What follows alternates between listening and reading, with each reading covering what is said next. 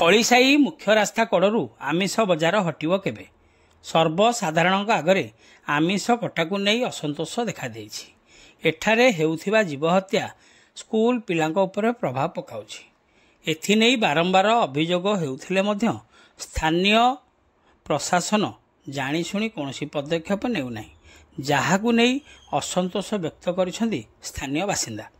ସୂଚନାଯୋଗ୍ୟ, ଯେଉଁଠାରେ ସ୍କୁଲ କିମ୍ବା ଦେବାଳୟ ଅଛି ସେଠାରୁ 500 ମିଟର ଦୂରତା ମଧ୍ୟରେ କୌଣସି ଆମିଷ ଦୋକାନ ନ କରାଯିବା ପାଇଁ ସରକାରଙ୍କ ପକ୍ଷରୁ ନିୟମ ରହିଥିବା ବେଳେ ଖଣ୍ଡପଡ଼ା ବ୍ଲକ ଅଧୀନ ଖଳିସାହିରୁ କୋସ୍କାକୁ ସଂଯୋଗ କରୁଥିବା ମୁଖ୍ୟ ରାସ୍ତାରେ କିନ୍ତୁ ପ୍ରତିଦିନ କୁଇଣ୍ଟାଲ କୁଇଣ୍ଟାଲ ମାଛ ମାଂସ ଆଦି ସର୍ବସମ୍ମୁଖରେ କଟାଯାଇ ବ୍ୟବସାୟ ଚାଲୁ ରହିଛି।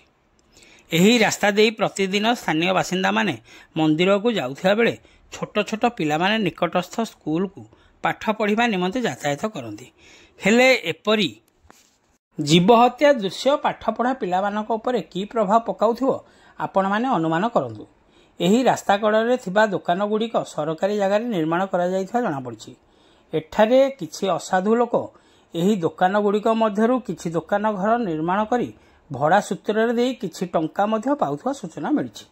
ଏହି ରାସ୍ତାରୁ ସମସ୍ତ ଦୋକାନଗୁଡ଼ିକୁ ହଟାଯିବାର ମଧ୍ୟ ନିତ୍ୟାନ୍ତ ଆବଶ୍ୟକ ରହିଛି, କାରଣ ଏହି ରାସ୍ତାରେ ବହୁ ସଂଖ୍ୟାରେ ବାଲି ବୋଝେଇ ହାଇୱା ଠାରୁ ଆରମ୍ଭ କରି ଯାତ୍ରୀବାହୀ ବସ୍ ଗୁଡ଼ିକ ଯାତାୟାତ କରୁଛି ଏବଂ ଏଥିଯୋଗୁଁ ମଧ୍ୟ ବିଭିନ୍ନ ସମୟରେ ରାସ୍ତା ଜାମ୍ ହେବା ସହିତ ଛୋଟ ବଡ଼ ଦୁର୍ଘଟଣାମାନ ଘଟୁଛି।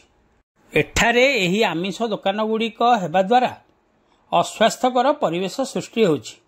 ରକ୍ତ, ମାଛ କାତି, ପୁଟା ଏବଂ ପର ଆଦି ଦୁର୍ଗନ୍ଧରେ ନାକ ଫାଟିଯାଉଛି, ଯାହାଦ୍ୱାରା ମଧ୍ୟ ଏହି ରାସ୍ତା ଦେଇ ଯାତାୟାତ କରୁଥିବା ଆଗାମୀ ଦିନର ଭବିଷ୍ୟତ ତଥା କୋମଳମତି ଶିଶୁମାନଙ୍କୁ ରୋଗାକ୍ରାନ୍ତ କରିବାର ଯଥେଷ୍ଟ ସମ୍ଭାବନା ରହିଛି।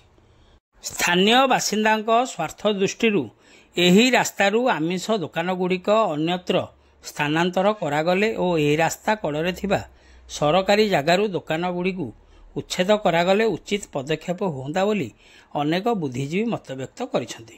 କାରଣ ଏହି ରାସ୍ତା ଏକମାତ୍ର ମୁଖ୍ୟ ରାସ୍ତା, ଯେଉଁ ରାସ୍ତାରେ ଗଡ଼ିଆସାହି, କିଆଝର, କୋସ୍କା ଓ ଢୋଲମରା, କୁମ୍ଭାରପଡ଼ା ଆଦି ଅଞ୍ଚଳର ଲୋକମାନେ ନିଜର ନିତ୍ୟଦିନ ଆବଶ୍ୟକୀୟ ଜିନିଷ ପାଇଁ ଏହି ଖଳିସାହି ବଜାରକୁ ଆସିଥାନ୍ତି।